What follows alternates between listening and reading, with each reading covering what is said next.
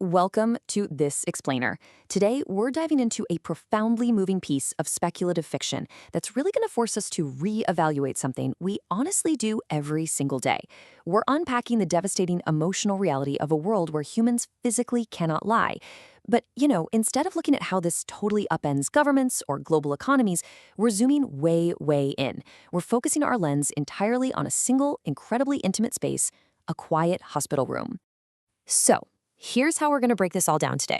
We'll start with the oldest question, then we'll look at the anatomy of a lie, and finally, we'll wrap up with the only true thing. Okay, we're dropping right into the absolute emotional climax of this story. It's a little after 4 a.m. The only sound in the entire room is the rhythmic pulling and sighing of a breathing machine.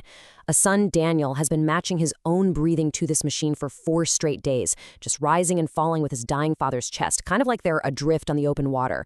And then his father opens his eyes and whispers this truly agonizing question.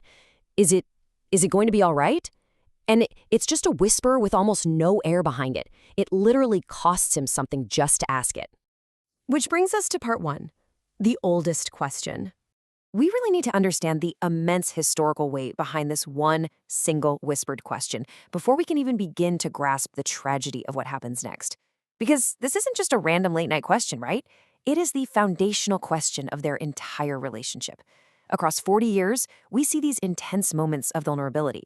When Daniel was 7 years old, burning with a fever so high the ceiling literally seemed to be moving, his father asked it.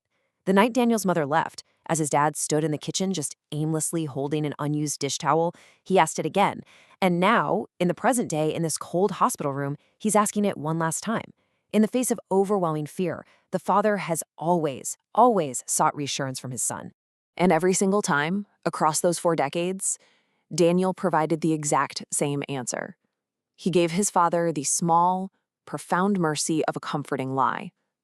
He was always the boy who said yes. He absorbed his father's fear and just neutralized it with an untruth.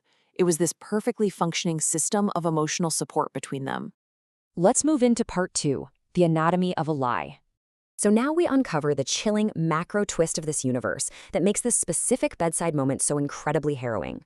The rules of the world have completely changed. Daniel opens his mouth to deliver his usual comfort. He wants to say yes. He desperately needs to say yes because, well, the doctors gave up hope around noon.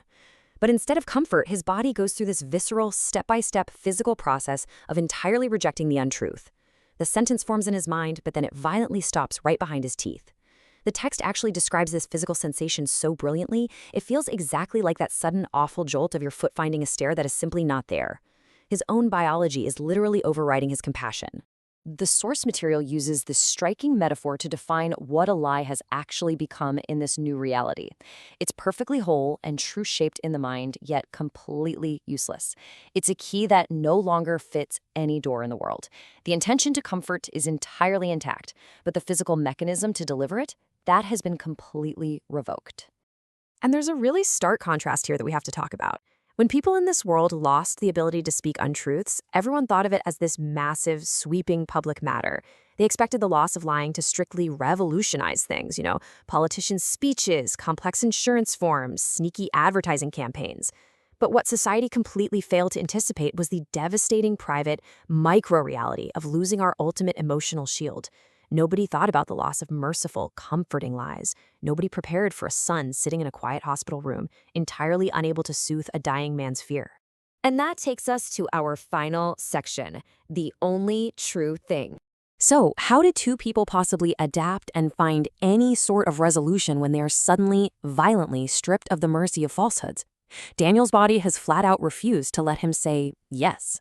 So, there's just silence. The silence in the hospital room stretches on infinitely until the father simply speaks his son's name again. Danny? He's lying there, looking at his boy, waiting for a familiar comfort that, for the very first time in 40 years, absolutely cannot come.